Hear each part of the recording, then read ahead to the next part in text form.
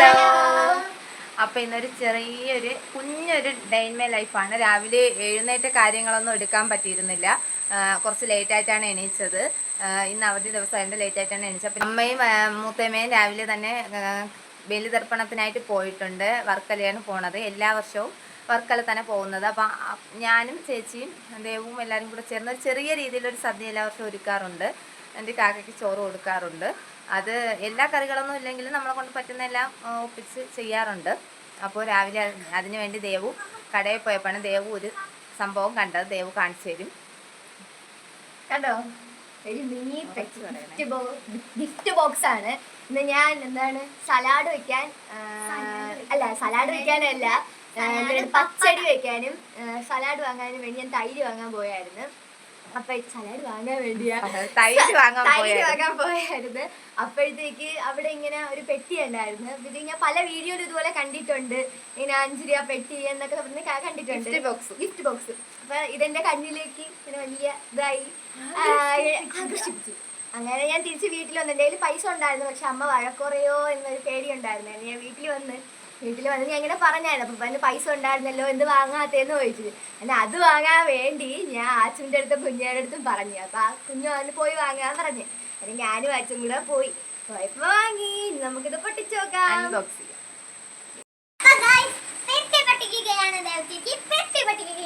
ഇതിന്റെ എന്ത് കാണുമെന്ന് ഒന്നും അറിഞ്ഞൂടാ. നമുക്ക്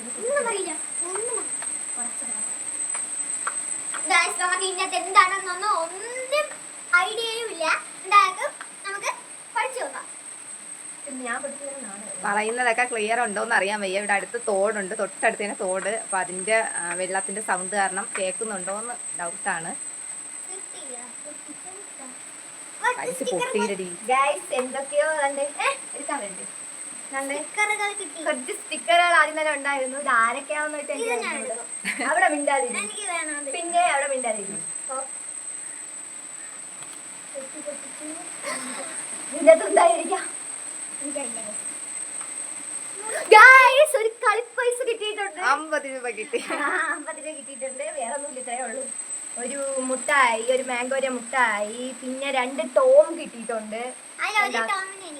2 ടോം കിട്ടിയിട്ടുണ്ട്. പിന്നെ ഒരു പമ്പരം ഞാൻ കാണിച്ചു തരാം. ഇങ്ങനെയാണ്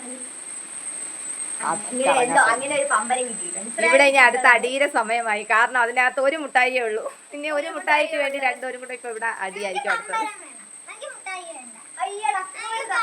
പറ്റൂല. ഞാൻ അത് മേടിച്ചപ്പോഴേ പറഞ്ഞാണ് ഇതിനൊന്നും തരില്ലാന്ന്.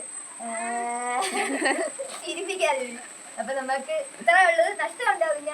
പിന്നെന്ത്, 5 രൂപ കൊടുത്തപ്പോ 50 രൂപ കിട്ടിയത്. പക്ഷെ ഇത് കളിപ്പൈസ. ഞാൻ വിചാരിച്ചു ഒറിജിനലാണ്. അതിന്റെ തിരിക്കണം. 5 രൂപയ്ക്ക് ഇപ്പൊ തരും.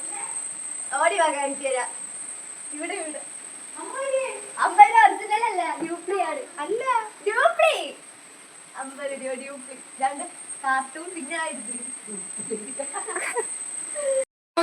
പിന്നെ ഇതിൽ നിന്ന് ഒരു 2 എണ്ണം അച്ഛന് കൊടുത്തിട്ടുണ്ട്. ഒരു പമ്പര അച്ഛന് കൊടുത്തു. മുട്ടായി ഒക്കെ വേണ്ടാന്ന് പറഞ്ഞു. ഞാൻ പമ്പര അച്ഛന് കൊടുത്തു. മുട്ടായി ഞാൻ എടുത്ത്. പിന്നെ 50 രൂപ. 50 ഞാൻ കൊടുത്താൽ എനിക്ക് പ്രത്യേകിച്ച് ഇതുകൊണ്ട് ഉപയോഗമൊന്നുമില്ല. അച്ചു കണ്ടോ, ഞാൻ ഇത്രയാണ് എടുത്തിട്ടുള്ളത്.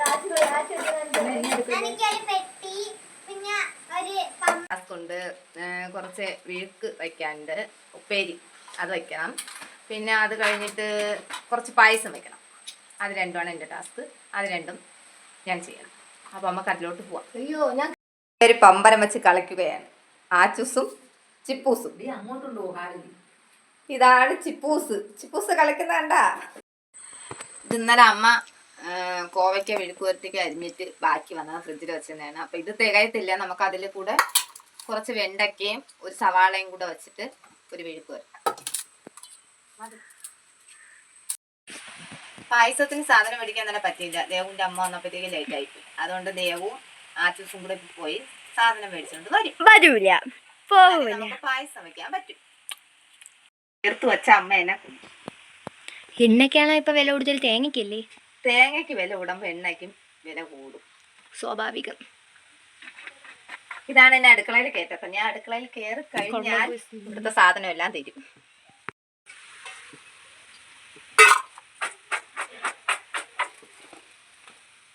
ഗൈസ്, കുഞ്ഞിന്റെ മുഖം കിട്ടുന്നില്ല.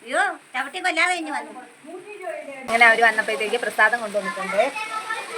എന്നുണ്ടേ ഉണ്ണിയപ്പം അതുപോലെ തന്നെ അരവണ പ്രസാദം കൊണ്ടുവന്നിട്ടുണ്ട്. പ്രസാദമൊക്കെ കഴിക്കട്ടെ. അതിന് മുമ്പ് അവർക്ക് ചോറ് കൊടുക്കട്ടെ. ഒന്നും കഴിക്കാതെയാണ് തിരിച്ച് വന്നത്. ഇനി വന്നിട്ടാണ് ഇന്ന് ചോറ് കഴിക്കാറ്. ആകെ ഒരു ചായയും കണ്ടേന്ന് കുടിച്ചുകൊണ്ട് വന്നത്. രണ്ടുപേരും ചോറ് കഴിക്കുകയാണ്. അപ്പോൾ ഇന്നത്തെ വീഡിയോ ഇത്രയേ ഉള്ളൂ. നല്ല മഴയുണ്ട്. അമ്മ കൊണ്ടുവന്ന പ്രസാദത്തിലെ ഉണ്ണിയപ്പമാണ്. അപ്പോൾ ഓക്കെ, അടുത്തൊരു വീഡിയോയുമായിട്ട് വീണ്ടും വരാം. Bye bye.